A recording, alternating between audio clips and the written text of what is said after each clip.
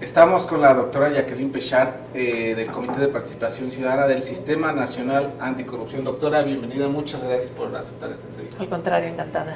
Muchas gracias.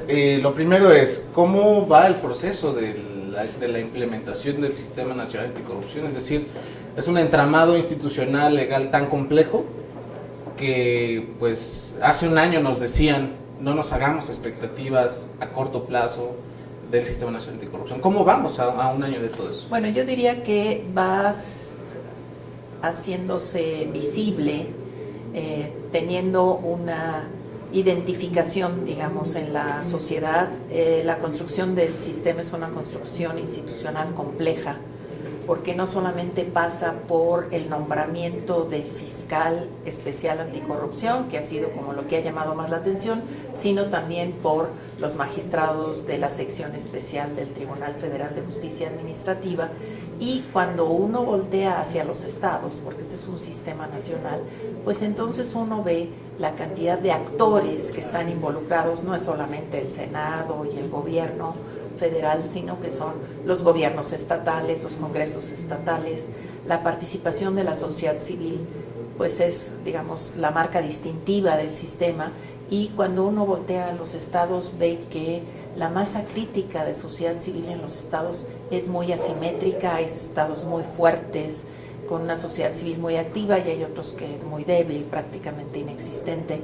Entonces es un proceso complejo, pero lo que yo diría es que ha ido ganándose la opinión y la atención, si quiere, como un asunto pues central en la agenda pública de nuestro país.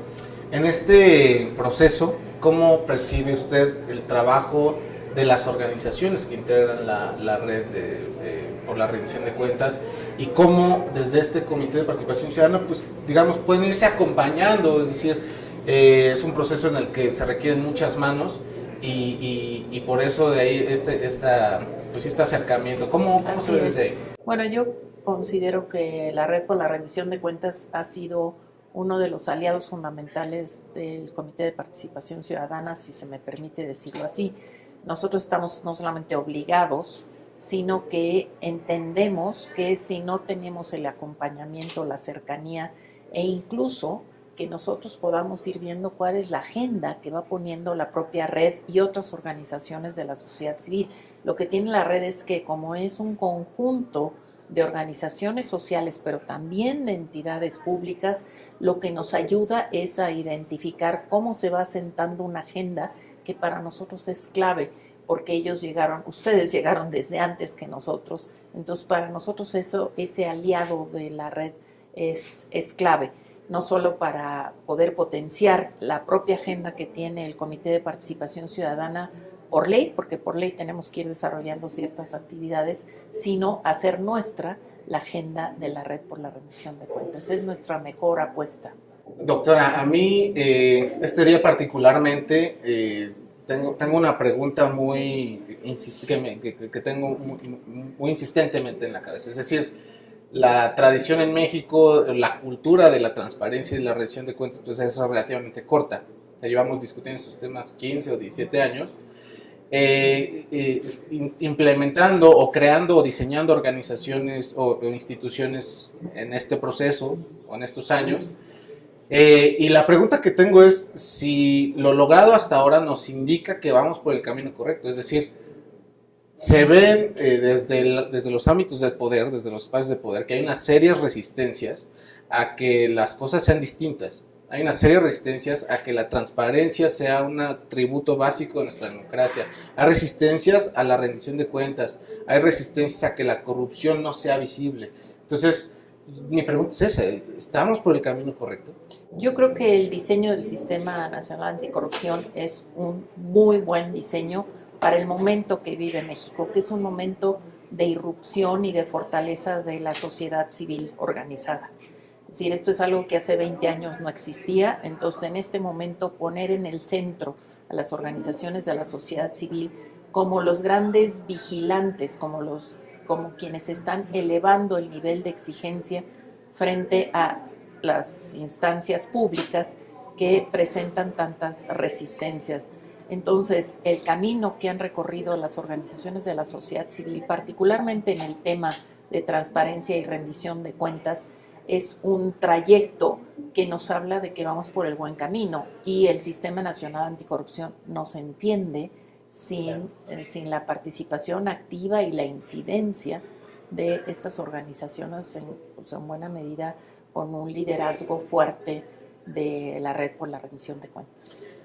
Finalmente, estamos en la antesala de una elección presidencial que desde hoy o desde hace tiempo se percibe compleja, se percibe muy competida, quizá como ninguna antes, y hay en ese contexto también un encono social que no termina de disminuir, ¿no? Es decir, hay un dolor social por la corrupción, por ver a gobernadores que se escapan con multimillonarias cifras en su bolsa y no termina de pasar nada. Entonces, ¿cómo se ve desde esta entraña del Sistema Nacional Anticorrupción esta elección y qué retos tiene tanto el poder público como la sociedad civil, como los grupos de interés hacia lo que viene?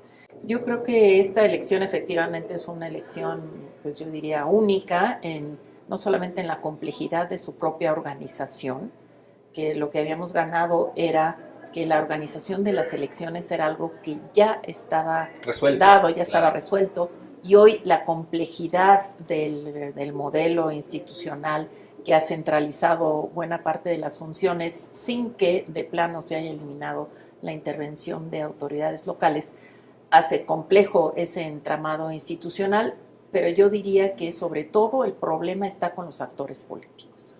Mientras no logremos que el nivel de exigencia no esté solamente sobre la autoridad electoral, sino sobre los actores políticos en concreto, entonces nosotros no podremos avanzar hacia identificar responsabilidades, por ejemplo, en lo que tiene que ver con actos de corrupción o delitos electorales que resultan de actos de corrupción. Esto es algo que apenas estamos poniendo el énfasis en el centro.